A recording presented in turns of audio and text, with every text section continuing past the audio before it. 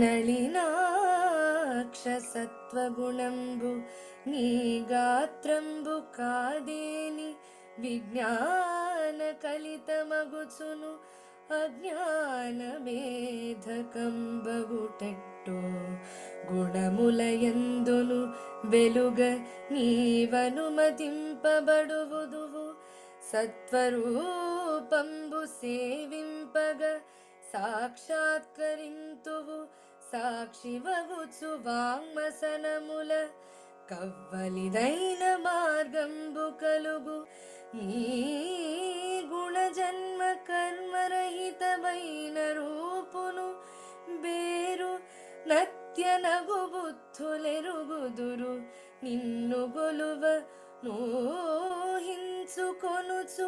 వినుచు తలచుచు పొగడుచు వేలయువాడు భవమునొందడు నీ పాద భక్తుడగును.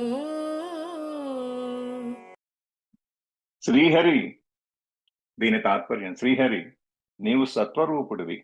అలా కాకుంటే నీ దేహం విజ్ఞానం కలిగించేది, అజ్ఞానాన్ని తొలగించేది ఎలా అవుతుంది?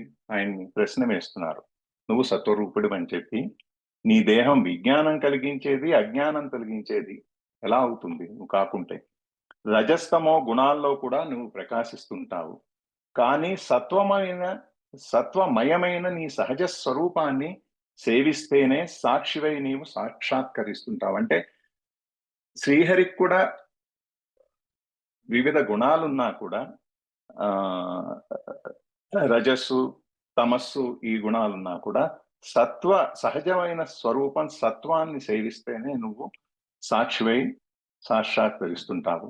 మాటకు మనస్సుకు అతీతమైన మార్గంలో గుణాలు, జన్మలు, కర్మలు లేనట్టి నీ రూపాన్ని, నీ నామాన్ని మహాత్ములు తెలుసుకుంటారు. నిన్ను భావించుకుంటూ, నిన్ను గూర్చి వింటూ, నిన్ను ధ్యానించుకుంటూ, నిన్ను స్తుతించుకుంటూ ప్రకాశించే వ్యక్తి జన్మరాహిత్యాన్ని పొందుతాడు, నీ పాద భక్తుడవుతాడు. ధరణి భారము వాసెను పురుషోత్తమ ఈశ నీదు పుట్టువన భవచ్చరణాంబుజముల ప్రాపున ధరణియు నాకసమున్ గాంచదము నీ కరుణన్. ఓ పురుషోత్తమ, ఓ ఈశ్వర, నీవు జన్మించడం వల్ల భూభారం తొలగిపోతుంది. నీ పాదపద్మాలు ఆదరువుగా నీ దయతో భూమి ఆకాశాలు పూర్తిగా చూడగలం. ఆయనకి కాన్ఫిడెన్స్ ఇస్తున్నారు దేవతలు. అంటే నువ్వు జన్మించంగానే భూభారం తొలగిస్తావు, నీ పాద పద్మాలు ఆదరువుగా నీ దయతో భూమి ఆకాశాలు పూర్తిగా చూడడం. అంటే అంతకు ముందర భూమి ఆకాశం కప్పుకొని పోయి మసగపట్టి ఉన్న లెక్కల్లో ఉన్నాయి.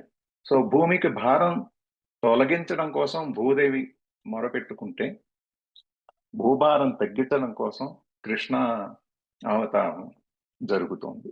సో ద్వాపరం నాటికే దుష్టుల సంఖ్య భూమి మీద పెరిగింది. భూదేవి వాళ్ళని భరించలేని స్థితి ఏర్పడింది.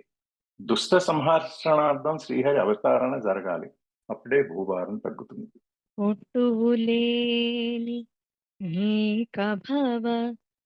పుట్టుట క్రీడయ కాక పుట్టుటే ఎట్టనుడున్ భవాది దశలెల్లను జీవుల యంద విద్య తా చుట్టుచునుండో గాని నిన్ను చుట్టినదింబలే పొంత నుండి చుట్టగలేమిదక్రియలన్ చొకనియకటివోదువు ఈశ్వరా. పుట్టడం, పెరగడం, మరణించడం మొదలైన వికారాలు ఏమీ లేని నీవు పలుమార్లు పుట్టడం అంటే అది కేవలం నీకు ఒక క్రీడే గాని నిజంగా నీవు పుట్టడం, పెరగడం, మరణించడం మొదలైన దశలన్నీ మాయ. ఆ మాయ జీవులన్నింటినీ ఆవరించి ఉంటుంది, కానీ ఆ మాయ నిన్ను కూడా చుట్టుకున్నట్టు నీ చింతనే ఉన్నా నిన్ను ఆవరించే శక్తి దానికి లేదు. సర్వేశ్వర, ఆ మాయామయాలైన క్రియల్లో ఏ వ్యామోహం లేని ఏకో నారాయణ హరిన్నట్లు ఒంటరివాడు నీవు మాత్రమే. గురు పాఠీనమవై జలగ్రహమవై కోలంబవై శ్రీనృకేసరివై భిక్షుండవై హయానుండవై క్ష్మా దేవతా భర్తవై ధరణీనాథుండవై దయా గుణగణోదారుండవై లోకముల్ పరిరక్షించిన నీకు మృక్కెదము ఇలా భారంబు వారింపవే